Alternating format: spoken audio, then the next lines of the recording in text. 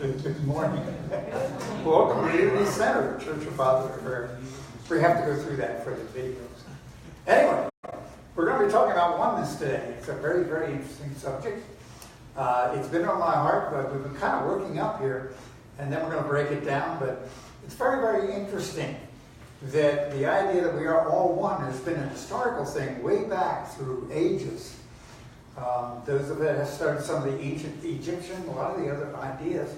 There is one spirit, one presence in the universe that we call God, or whatever name we made up. By the way, the name we call God comes from the ancient German term Gut, for meant the highest good. So that's how the word God got into our vernacular. And there obviously there's lots of names for ultimate reality, ultimate source, the spirit of everything, whatever you will. And what's interesting is, I don't know why this is going here, but quantum physics, the physicists have come up with the idea that there's an energy behind everything. Sounds familiar? Mm-hmm. And they're saying that we can influence that energy by our thoughts. So we're right in the middle of our ideas that our thinking creates our world, and our world that around us is part of our thinking. And we all have one source to think through. Everybody got it? Which is called universal mind. And we look separate, but part of what we're going to talk about today is that that's part of the illusion. And the truth is we're all one, which goes way back thousands of years. And it's now we're bringing it here because it's called lifestyle. Anybody familiar with lifestyle? Everybody's looking for an answer. How can I live a happier life? How can I live a healthier life? How can I live a more abundant life? How can I live all these things? And the answer has been there in the spiritual understanding for quite a while. However, it's not in separation. It's only in the oneness. That there is a power greater than I am, and that power can solve issues for me when I allow it to occur. As a matter of fact, it's the whole basis for AA too, right? It really is. There's a power greater than myself that I can turn myself over to, and life works. For some reason, I'm remembering the Buddha. The Buddha says that our problems in life are created by the suffering. And would you agree we do a good job suffering in our communities? Politically? Forget it. It's and all this suffering is because we have an attachment to things that have no value in the material world rather than in the spiritual world. And then Jesus said, thou shalt love thy neighbor as thyself, okay, which implies love is the main language of the human being if we're going to be part of that overall energy. So it's learning to give up suffering and love thy neighbor, including all of them. And we're going to talk about that too. So I better look at my notes. It's one reason I wanted to do the meditation today. Were you aware I was doing it right out of here of the daily word? Because when I looked at it, now those of you know, we come in, we set up, and the quest group, they get ready, and I go eat at McDonald's lunch breakfast. Okay? And I had this with me, and I was looking at it. I said, that's what I want to talk about today. So that's why we use this. And it says there is a universal flow of wholeness. So everything everybody's looking for is already there. That's why Jesus, when he said the kingdom of heaven is within, and people have tried to misconstrue that, do all kinds of things, but it means it literally that we have a connection with God internally, here, someplace, wherever you want it to imagine. It doesn't matter because the kingdom of heaven is thought. Okay? And it is inexhaustible and irrevocable. Can you believe that you have access to an energy that can't run out and is everywhere present? But you can't see it. So everybody has a hard time believing it. I can remember in my earlier days when I was in a different church, my attitude was, I'll believe it when I see it. And the problem with that is, seeing is a physical thing. Belief is a spiritual thing. Because when I believe something, so it's the other way around. When I believe it, I'll see it. It's a very, very interesting juxtaposition of the ideas. Then it goes on and says, the indwelling presence of God is my true identity. That's what we've been talking about the last 3 or 4 weeks, is who you really are. The scriptures, most scriptures talk about who you really are, and we're told we're a child of God. Jesus, it makes reference, it says, don't know ye not that ye are gods, so that the Jewish law says that. Kingdom of heaven is within. And there's all these references to who we really are. And the world outside has corrupted that belief. So here we are struggling and worrying because we are thinking their thoughts rather than our spiritual thoughts and creating this mess around us. Anybody familiar with a mess? All you do is turn the TV on. It's there. Okay? And it's universal. It's a fascinating thing. So, I want to talk about that. And that's why I was doing this week, but then this showed up this morning. Anybody familiar with coincidence? There ain't no coincidence. There isn't. Because, and I do want to go in and develop this idea of oneness. Now, Bible says, everybody ready? That's credibility, by the way. The Bible says, okay? And you got to hold it up and say, the Bible says. And this is really interesting.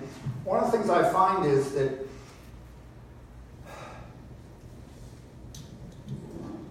when I was in another organization growing up, the scripture was used verbatim. This is the way it is. But then when you go into certain other scriptures, it's not used verbatim, if you understand what I'm saying. Yeah. So there's an idea here, but that can't be true over here. So one of the things I've tried to do is reconcile my early childhood beliefs with what I'm finding out now. And there's one area we talk about oneness. The big issue is we are one. And we are it looks like we're so separated. There's 26, 27 of us in here right now. And it looks like 26 individual bodies. Yes? Look around you. Go ahead, look at them. Those are your brothers and sisters. And it's one energy at the spiritual level. And see, what has happened is we have been born into this world to learn things. It's like a school. We're here to learn lessons and to return to the Father. The great parable of the prodigal son returning to the Father is the whole metaphor we're going through in this physical world, learning how to return to the Father. Okay?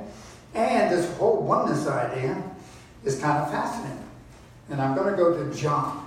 Those of you who want to follow me, John 17. I'm going to look at John 17:21. But I want you to look at the whole chapter, John 17, when you have a chance, if you decide to do it. Because in John 17, Jesus is praying for us. Everybody, we recited the Lord's Prayer earlier. He said in the Sermon on the Mount, pray this way. But when he was praying, this is what he was praying. And he was praying for us, for his disciples, and for those that would follow the disciples. It's a beautiful prayer. I really suggest you take a look at it. And I'm going to read some of it. Okay? And it says here, here's what happened. Jesus was discussing an idea with a group of Pharisees. Now, Pharisees at that time, you might think the lawyers and all that kind of stuff, okay? And they were there to trip him up. And a Pharisee walked through and heard them talking, and what it says is he heard Jesus and said, and his thought was, well, he must really know what he's talking about. So he got curious and asked Jesus this question. And it said, he said, the priest then questioned Jesus concerning his disciples and concerning his teachings. Jesus said to him, I have spoken openly to the people. I have always taught in the synagogue, etc., etc. Why do you ask me? Okay, and he said these things. One of the guards is stood by, that's wrong. So I'm reading John 18. Let me go over here. That's fun. Everybody makes mistakes, folks. That's the forgiveness we seek. God doesn't have to forgive anything. We have to forgive ourselves. There's no mistakes. There are no mistakes. There really aren't. But it said, he's going on. He said, O Holy Father, protect them in thy name, which thou hast given me, that they may be one, even as we are one. Do you hear the words? Now I'm going to say it again. Jesus is praying to God, asking him that they understand that they are one as you and I are one. And Jesus' greatest affirmation was, I and the Father are one. That's what he said. See, a lot of people say, do you believe in Jesus? Yeah, I believe what he said. Okay? Because it's here. And as long as you read it literally, then you start understanding. And of course, you have to understand Aramaic to understand some of the nuances he was saying. You don't have to understand, you just have to know what he meant. Then it goes on and said, and this is verse 21, so they all may be one, just as thou, my Father, art with me, and I am with thee, that they also may be one with us, so that the world may believe that thou didst send me. Folks, each one of us is sent. See, I talk about this great orchestra of humankind. Everybody has their divine issue, their divine calling, their divine talent. And it's learning to let go of everything else and developing that talent so that we can all work together as a jigsaw puzzle. Anybody here ever done a jigsaw puzzle? And you don't have the faintest idea what the picture looks like with one piece of that jigsaw puzzle. In this room right now, 26, 27 of us that fit into a jigsaw puzzle called Unity Spiritual Center. And in that jigsaw puzzle, where's it going? It's going to great places, I will tell you, because the kingdom of heaven is within, and what we can imagine is what comes out. And then it goes on and said, and the glory which thou gavest me, I gave to them, so that they may be one, just as we are one. You hear how many times has the idea of one been repeated? And it's over and over in Jesus' personal prayer to God. Okay? And remember I said earlier, I believe what Jesus said. So we are one at the spiritual level. We have developed a body to live in the physical world, and we are spiritual beings. It's like a little astronaut running the whole rocket ship on its way to Mars.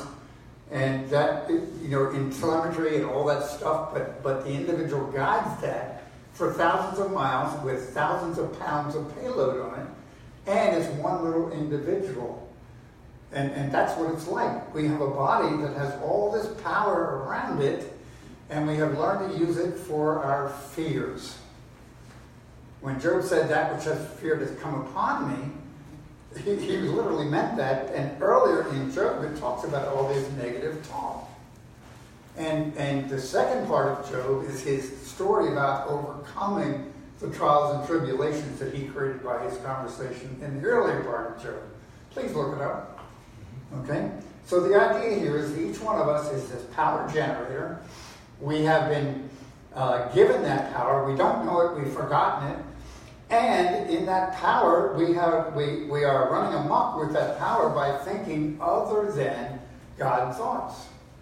So going on with this conversation, the idea here is that there must be a way to harness this. There must be a way to bring it into reality and live life. How come somebody can earn $1 million and somebody's broke on the street? How come our prayer chaplains go to work with a group of homeless people that have become so patterned that they believe they have to be homeless? They need to be repatterned, rethought, retrained in thinking to bring them into a normal, what we call normal pattern of life. So, what might be the difference between different groups of people might be just what they're thinking and their habitual beliefs that they hold at the subconscious level. So as Buddha said, it's releasing the fears, it's releasing the struggle and knowing that I and the Father are one. And then Jesus' comment, and I'll read that now, you ready? This is in Mark 12. I'm going to read this one correctly, by the way. Jesus was asked, what is the greatest commandment? Okay? But that's where my story was starting with the scribe. But anyway. And he said, so he asked him, which is the first commandment of all? Jesus said to him, first of the commandment is, hear, O Lord, Lord our God is one Lord. So there's only one energy in the world. And one of the basic principles in unity is, God is everywhere present. There isn't anything other than God. Anything that might appear as error or evil, which is what we call it, is the absence of God, not a power opposing God. So we are the ones that, what's the matter, Pat? Stop and think about that. Absence of God. There isn't any. There can't be. Yeah. Okay? But in my thinking, see, part of my counseling sometimes, I've had people tell me that God can never forgive me. And my heart just goes clunk. Because that's a complete falsehood. Because God is always love, God is always there. There isn't anything other than love. And if anything we experience is other than love, it is outside of God's thinking, or my thinking. excuse me. Are you better with that? We're dealing with semantics, but it's okay. So it goes on and says, and let's see, which is the first commandment. Jesus said, then the first of our commandments, okay, and you must love the Lord thy God with all your heart and with all your soul and with all your mind and with all your might. This is the first commandment. So the commandment is to love. Agreed? And there's one power to love. And I know intrinsically within us that God is there, and it's a belief. It takes time to develop that belief. For some people snap automatically. But then the second commandment, are you ready? And the second is like to, you must love your neighbor as yourself. Now, does it say your neighbor that's like you? No, it says your neighbor, period. Does it matter whether it's Republican or Democrat or anybody else? No. It says love your neighbor as yourself. So it implies that to love self first and then love others unconditionally. And so the word love is everywhere in the New Testament, and here the two keys are, number one, love the Lord thy God as thyself, and love thy neighbor as thyself. Okay? And then over here is we are one. There's only oneness. You have to look at things that work. I don't know about you, but people have a lot of ideas. Everybody's got ideas about what should happen. Everybody has ideas about what the neighborhood should be like. Everybody has ideas of ways we should be governed. Everybody has ideas about all these things. And how do we know what works? There's only one way to know, and that's what works, what outcomes. I have to look when people obviously bring a lot of things to me, this class or that book, but the idea is, what is the outcome from reading that book? What is the outcome from being involved in that group? What is the outcome from living in Pflugerville? Whatever you will, what are the outcomes? And that's why Jesus said, when he was asked, how do I know when somebody is in spirit or is let's call it spiritual? And he said very clearly, by their fruits ye shall know them. So what is in somebody's life, what's in my life is a way to look at what's going on in here and what's going on in my heart. That brings up another idea. The intellect or the intelligence has been the driving force within our culture for years. What's happening now is we're starting to realize that the mind can only go so far. And if anybody's familiar with David Hawkins and his research, he had on a scale of 0 to 1,000 whether somebody was spiritually conscious or not. 500 was the median. In other words, if you tested up to 500, you were getting there at 500, you were good, but you hadn't reached the spiritual level. And he tested people, and we can do it in a separate workshop sometime because we could do it for ourselves.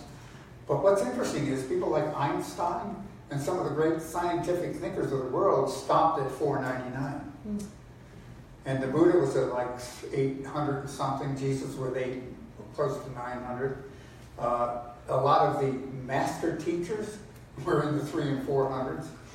And it was very, very interesting that the intellect could only take you so far, and then sooner or later you had to start working with your heart. That's why people that come to us need to be ready to hear the story. And I remember the first time I was sitting in a congregation like this, and I heard those words, and it was kind of like, oh. And all of a sudden I knew that it was correct. Anybody agree that that's what has happened to us? The first time I heard it, I knew that's what I've been looking for. So the kingdom of heaven is within. I could go on talking for the next hour. Because here's the idea. How do we reconnect with who we are? And if who we are is a child of God, how do I reconnect with God? And the word child implies inheriting everything from my parent. So, if that's true, each one of us has inherited everything possible from God. And we have forgotten it because we've been conditioned by the world around us. And we have to change that conditioning back to trusting God, knowing that I am one with God, knowing that I am an expression of God, and knowing that everything's going to work out. It's interesting to me in reading A Course of Love this week. A Course of Love says one of the most difficult things is to overcome the idea that I am human. Myrtle Fillmore. You ready for Myrtle Fillmore? She's great. She really is. The more I look at it, I've been looking at Charles Fillmore had a beautiful mind, absolutely intelligent. And he explored all kinds of thinking. But you remember the mind I was talking about? Myrtle was the heart of unity. And this is a letter she wrote back to somebody from Silent Unity. I'd like to read it to you. And somebody, now there's no idea of the questions. These are just letters she wrote. She said, living with memories isn't fulfilling God's plan for your life. In other words, what happened yesterday has nothing to do with your life now. One of the keys to the spiritual life is learning to live in the presence. So I'm going to say it again. Living with memories isn't fulfilling God's plan for your life. God is life within you, you eagerly seeking unity with other life. So the idea is that relationships with each other, because we're all expressing God, is where we learn God. Now, sometimes I learn God from things I don't like, because it shows me where I have been lacking. Okay? Then it goes on and says, eagerly seeking unity with other life. So it's important for us to be expressing ourselves, to be loving, to go to the loaves and fishes and do pet blessings, to sit in a chair for hours, hoping 1 or 2 or 3 people will listen to us at a festival. Even cutting the grass, it's all part of being in life. Then we go on and it says, and joy and strength and usefulness that there is in all of God's life. You know, have you ever traveled here and seen a beautiful, beautiful scenery? Sometimes in the morning, the sunset is so beautiful, it's like awe-inspiring. And who put all those colors there? And they put them there just for you, because you are an expression of God. Then she goes on and said, God is love that must be converted into loving. Shall I say that one again? God is love that must be converted into loving. So, God is love, you are love, but it must be converted into the expression of love, or loving. So rather than anger, rather than envy, rather than get back, rather than that stuff, the idea is to be loving no matter who. Everybody has a hard time with Jesus saying you have to turn the other cheek. But if you stop and think about it, if I'm judging, let's say I judge Bruce, what I'm doing is looking at my beliefs in Bruce. So I have to have that energy in order to say, well, Bruce, you should. The word should is dangerous, by the way. Okay? And it says, loving thought, things of the present, those about you, the thoughts and works that are adding to the wealth and peace and beauty of the world now. So people, it's like people that are really doing things make a difference in life. I'm just thinking about Pflugerville. Somebody put that festival together yesterday. Do you understand the work that went into that festival yesterday? And because they had helicopters flying in, they had the police there, they had the medics there, they had fire department was there. It was a disaster, is that what you're saying? Yeah. It was just in case. In other words, they were planning for problems. But the whole idea was somebody had to express love to get that together. So when people are doing things that are expressing love, people that sit in a chair and complain about others, what are they expressing? Lack of love, in my opinion. So it's what are we doing? Yes, go ahead. I heard you guys talking this morning, by the way. So super interesting. The chapter for the quest this morning was how to help others. Yep. And very much in line with this. It's like you don't want to constantly be giving advice. No. Because then you're looking at the other as being less than perfect.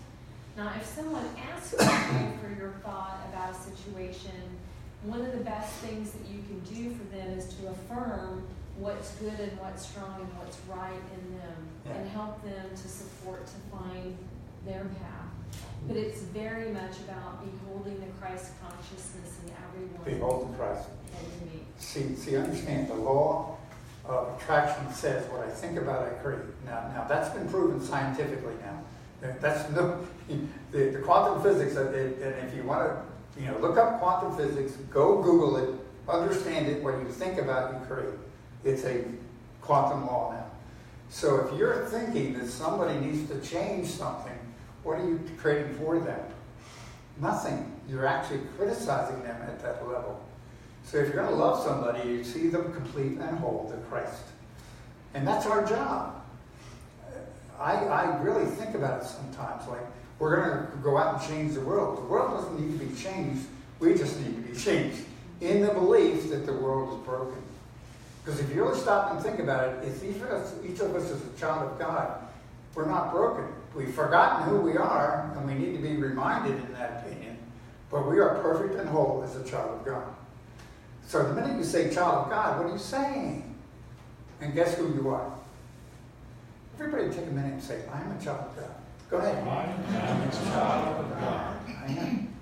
That's holy, holy stuff. Thank you, Val. Then it goes on, and now this, I'm going to bring this up and then we're going to close. You ready? It says, so bless the past and old friendships. I'm going to talk about my good friend. I was involved in a lot of promotional type things earlier. A lot of you know that I was speaking all over the world doing all kinds of things. I was also very, very involved in promotional companies, where you recruit somebody to do something. And, I had reached a level in that. And so I still get those calls from some of those old people. And I've had a guy for years that has called me, hey, you should see this one. Anybody get those calls? Okay. And he's been after me for a week. And then I read this. You ready?